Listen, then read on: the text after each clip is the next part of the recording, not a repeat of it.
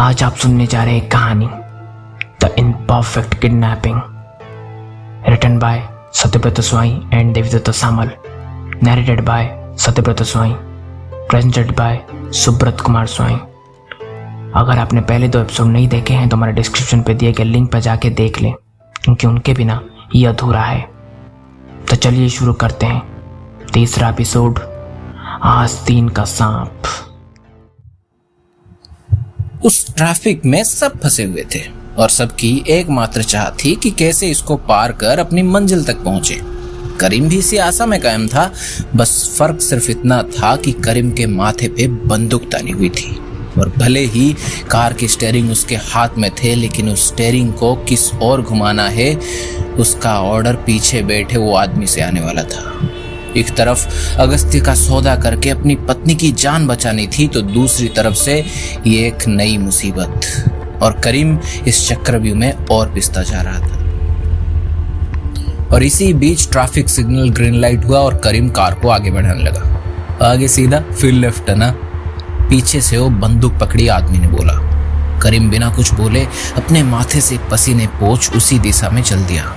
करीम को कोई अंदाजा नहीं था कि अब उसके साथ चल क्या रहा है और पीछे बैठे वो आदमी है कौन। रियर मिरर से उसने उसका चेहरा देखने की कोशिश भी किया था, मगर उस अंधेरे में उसे कुछ खास दिखा नहीं। और इसी बीच उस आदमी को एक कॉल आया। हेलो मैडम, आप उनका कट तैयार रखिए, आपका अनमोल रतन मिल गया है। पर पता नहीं, बाय 1 गेट 2 जैसा एक ड्राइवर भी साथ है मैडम, इसका क्या करूं? फिर जैसे उसे दूसरी तरफ से ऑर्डर मिलता गया वो हाँ भरता गया और फिर बोला, आप टेंशन नको करो मैडम, अपन अब भी पहुंचाता है ना आराम से आपके पास। और फिर उसने कॉल काट दिया। करीम आगे सीधा और फिर लेफ्ट लिया और थोड़ा पीछे मुड़ते हुए बोला, मुझे अगस्त्य को लेकर जाने दो साहिब, मुझे मेरी बीवी को बचाना है, रहम करो साहिब। ये सुनते ही पीछे बैठे आदमी ने बोला, अरे तू इतना फिकर काय को करता है रे, अपन तेरे को तेरे मंजिल पे ही लेके जा रहा है रे बिड़ू, तू बस चलाता रहे, चला चला तू गाड़ी चला। ये सुनते ही करीम थोड़ा चौंक गया और फिर पूछा, मगर साहिब आपको कैसे पता कि मैं जा कहाँ रहा हूँ? ये सुनते ही वो आदमी थोड़े हंसते हुए कहा, वो कहते हैं ना बिड़ो, खुदा मेहरबान तो गधा पहलवान। अपुन का नाम फैजल है। अपुन को अगस्त्य को किडनैप करने का कॉन्ट्रैक्ट मिला था, पर साला लोचा हो गया रे। और तभी अपनी टेढ़ी खोपड़ी मैडम ने एक मस्त प्लान बनाया और मेरे से तेरी बीबी को किडनैप करवाया ताकि तू ये काम जबरदस्ती करे। फिर भी अपन को ज्यादा पैसा मांगता था ना बिड़ू, तो अपन भी अपना खुफिया मिशन पे निकल पड़ा अगस्त्य को तेरे से पहले ढूंढने के लिए। पर तू साला काम का आदमी निकला रे। अपन जब तक उस अगस्त्य को उठाता तब तक तू उसका काम खल्लास कर चुका था, मगर अपन भी हार नहीं मानते हुए तुझे पकड़ ही लिया ना। और अब बस तुम दोनों को अपनी मैडम के पास पहुंचा के अपना माल उठाने का। और ये सुन के अब्दुल करीम ने राहत की सांसें ली, क्योंकि अब उसका जाल ठीक तरीके से सबका गला जकड़ने वाला था। और ऐसे कुछ और लेफ्ट और राइट टर्न के बाद गाड़ी शहर से काफी दूर एक आसपास अंधेरे जगह पर रुकी। एक एक करके सब बाहर निकले और फिर उस आदमी ने अपनी मैडम को कॉल लगाया और 1 मिनट बाद एक हट्टा कट्टा आदमी आए। इन तीनों के आंखों में पट्टी और हाथ बांध दिए। अंदर जाने के कुछ मिनटों के बाद वो मैडम के आने की आवाज सुनाई दी और आवाज सुनते ही फैजल शुरू हो गया। आ गया मैडम, आपका बाय 1 गेट 2 ऑफर। अब अपुन ने इतना मेहनत किया है तो अपुन का कट देके अपुन को टाटा गुड बाय बोलिए। और दूसरी तरफ से करीम गिड़गिड़ाते हुए कहा, प्लीज मैडम, आपको जो चाहिए था वो मैं ले आया हूँ मैडम, अब मुझे और मेरी बीवी को जाने दो मैडम, प्लीज रहम करो मैडम। और फिर कुछ देर के लिए सन्नाटा था और फिर मैडम बोली, अरे हाँ, हार्डवर्क पेज ऑफ, सबको सब कुछ मिलेगा, डोंट वरी। और वो इतना कह के किसी को इशारा कर दी और एक आदमी करीम और फैजल को एक अलग जगह पे ले गया।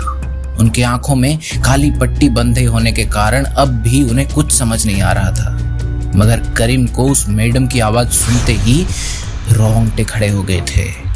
और दूसरे तरफ अब भी बेहोश अगस्त्य को मैडम एक रूम में बिठा दी थी। करीम की बस अब एक ही फिक्र थी कि कैसे वो अपनी बीवी को सही सलामत बचा ले जाएगा। और फैजल को अब उसके हिस्से की पैसे की पड़ी थी। उसने उतावले होते हुए कहा, मैडम अब इतना इंतजार न करवाओ, अब रहा नहीं जा रहा, अपनी माल को ना पकड़े। मगर इस बार मैडम से कोई रिप्लाई नहीं आया, बल्कि दूर से कहीं पुलिस सायरन की बजने की आवाज आने लगी। इसी बीच वो हट्टा कट्टा आदमी एक बंदूक लिए उनके पीछे से आया और उन दोनों के पीछे खड़ा हो गया। धीरे धीरे पुलिस की सायरन की आवाज बढ़ने लगी थी। वो पुलिस वैन उसी जगह की ओर बढ़ता जा रहा था और इसी बीच वो हट्टे कट्टे आदमी ने फैजल के ऊपर पीछे से गोली चला दी। ना रहेगा बांस, ना बजेगी बांसुरी। मगर जब तक वो अब्दुल करीम के ऊपर बंदूक ताने फायरिंग करता, तब तक दूसरे तरफ से पुलिस ने फायरिंग करती थी। और अब उस हट्टे कट्टे आदमी को अपनी जान बचाए भागना था और वो जल्दी में करीम के ऊपर पीछे दौड़ते दौड़ते उस अंधेरे में गोली चला दी और बस उस किडनैपिंग के सारे कांटे अब मिट चुके थे। और दूसरे तरफ बच गई थी वो मैडम अगस्त्य को लिए पुलिस के हथकड़ियां पहनने।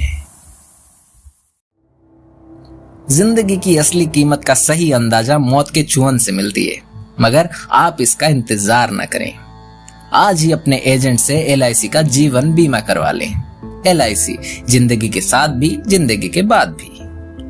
टीवी पे न्यूज के बीच आने वाली इस LIC एडवर्टाइज को मनाली के घर में बैठी अब्दुल करीम की बीवी सुहानी अपने 3 महीने के बेटे के साथ देख रही थी। और तभी मशहूर प्रोड्यूसर अभिषेक सोमानी के बेटे अगस्त्य सोमानी के किडनैपिंग ट्रियोलॉजी का हुआ बड़ा पर्दाफाश।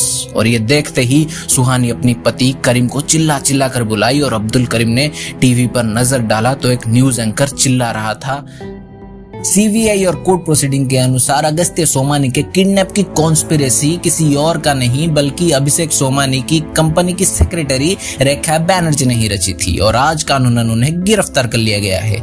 कोर्ट प्रोसीडिंग के अनुसार रेखा बैनर्जी ने अगस्त्य सोमानी को अभिषेक सोमानी के ड्राइवर अब्दुल करीम के हाथों किडनैप किए अभिषेक सोमानी से पैसा लूटना चाहती थी, मगर ड्राइवर अब्दुल ने चालाकी से पुलिस को इन्फॉर्म कर दिया और मुंबई पुलिस ने सही सलामत अगस्त्य को बचा लिया है।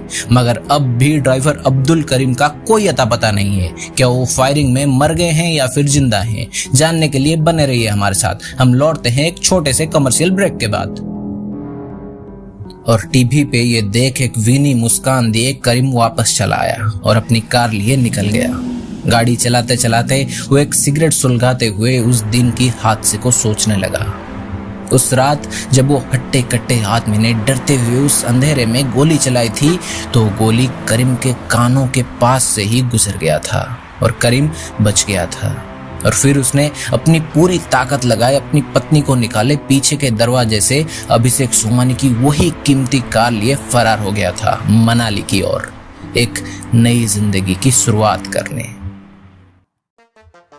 तो ये था कहानी द इम्परफेक्ट किडनैपिंग, जिसमें एक मेन किडनैपिंग को सफल बनाने के लिए कई और छोटे मोटे किडनैपिंग करने पड़े, मगर आखिर में वही छोटे किडनैपिंग की वजह से मेन किडनैपिंग ही गंडगोल हो गया। और आखिर में बाजी किसने मार लिया, इसका जवाब तो आपको पता ही है, नहीं?